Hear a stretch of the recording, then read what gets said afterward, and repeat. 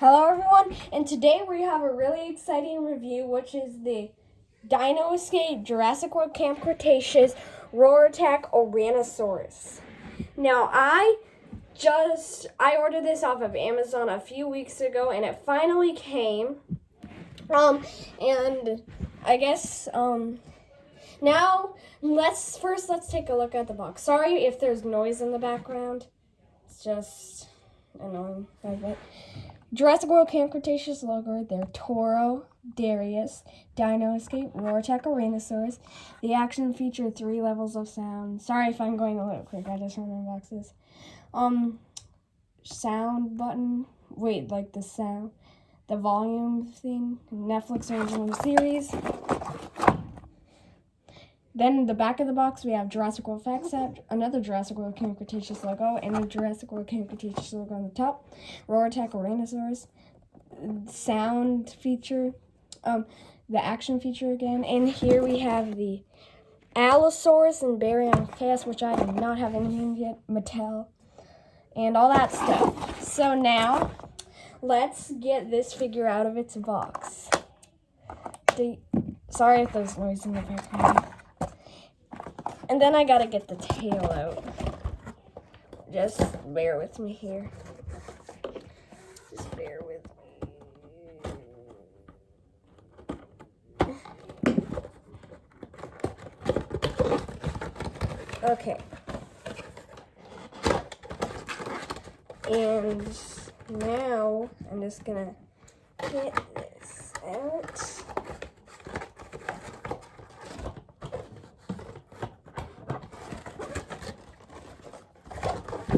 Sorry if it's taking a little bit. It's kind of hard sometimes to get in.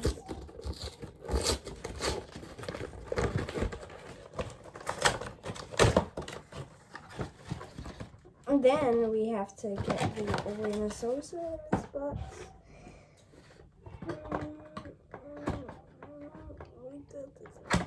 Ow.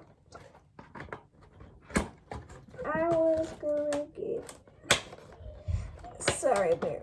I got the tail out of the box, and now we just gotta attach it. It's a little harder than I thought.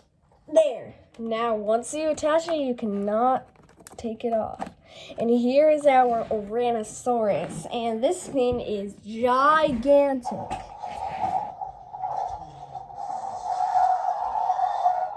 Okay, something just turned on there. And I like it from this side better because it doesn't have that button. But the button doesn't bother me that much as it did in the images. A lot of people are like complaining about it. But to me, it's not a big deal. I mean, I can live with it. It's like, sometimes I feel like it's not even there. And the cool thing is you can just turn it to the other side and there. You have it, and yeah. So first, let's take a look at the sculpt.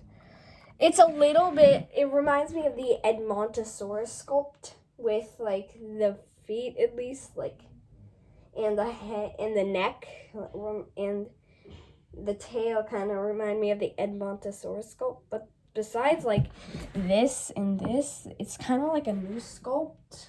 Well, I guess the legs do kind of look like repainted Edmontosaurus legs. But yeah, I like this thing. Then, for like the sculpt, and then now let's take a closer look at this. So first we have this. We have I really like that blue beak they went with. It's kind of like an aqua blue, and then it goes to the little horn thingy, and not horns, but like the little nostril thingy. I don't know, which is green, which I kind of like. It's also green. That's also green. Then it comes down to here, where the eye is pretty good painted, a little sloppy on this side. I don't know if you can see that, but yeah, and at the other side of the ouranosaurus head, you got some fine detail there. It's better. The eye is better than the other side. Yeah, we're talking about the paint scheme now. Then we move along to this, which has pretty, which is kind of, it's kind of it's just green, but except for the spine. Then the spine has some nice blanketed pattern, kind of like a blanket pattern on it. And then it has sort of this, how should I say this? I don't know. It just has some of this like striping right here. But then the legs, which in the toenails are not painted, which is typical when it comes to Mattel. Pretty common.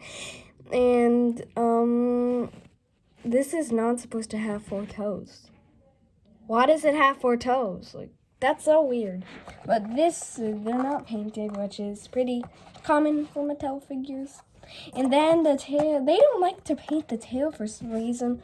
I feel like on none of the Roar attacks except Bumpy, the tail has been painted. This is, like, even with, like, Roar Wars, they still didn't really paint the tail that much. So, well, the new Carcharodontosaurus was, they painted the tail, but, like, this one, they just decided not to, which is weird. And, next, we have the, next we're gonna go on to the articulation. So first on the articulation, we have this, which I think is pretty cool, where you can like do it. That looks kind of weird. But like, they've never had this on any really like herbivores, I don't know. Like any like hadrosaurs or roar attacks, so that's cool. Then we have, of course, have some articulation on the legs. And we can, of course, move them out like he's flying. And then we have the hinge on its legs. The hinge thing. Then, we have the tail where you can rotate it 360. Then next we have the ouranosaurus head.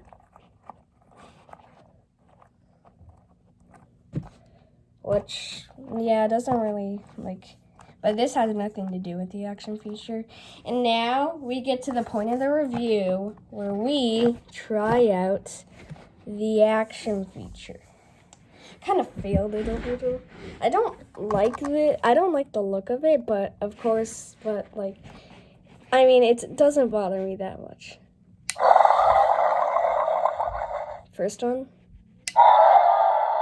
Second one. Third one. I really like that. It's like, I like this. We'll try it from the less ugly side now.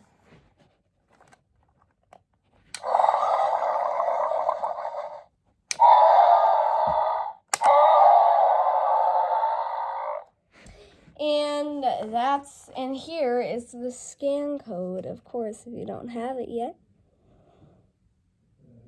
And sorry for the noise in the background if you can hear it, but this Roar Attack Jurassic World Camp Cretaceous Dino Escape Roar Attack Ouranosaurus is magnificent. I love this thing.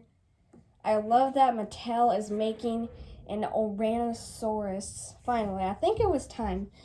I feel like it would have been. I feel like Primal Attack would have been a more chance to do the Ouranosaurus in, but like, yeah, Dino Escape is just the time we get the Ouranosaurus, which is okay for me, and I love this thing. So if you guys, and if any of you don't have this figure, and I think it's available on Amazon. So make sure to like and subscribe. You don't have to like and subscribe though. And have a nice day. I hope you enjoyed. Bye.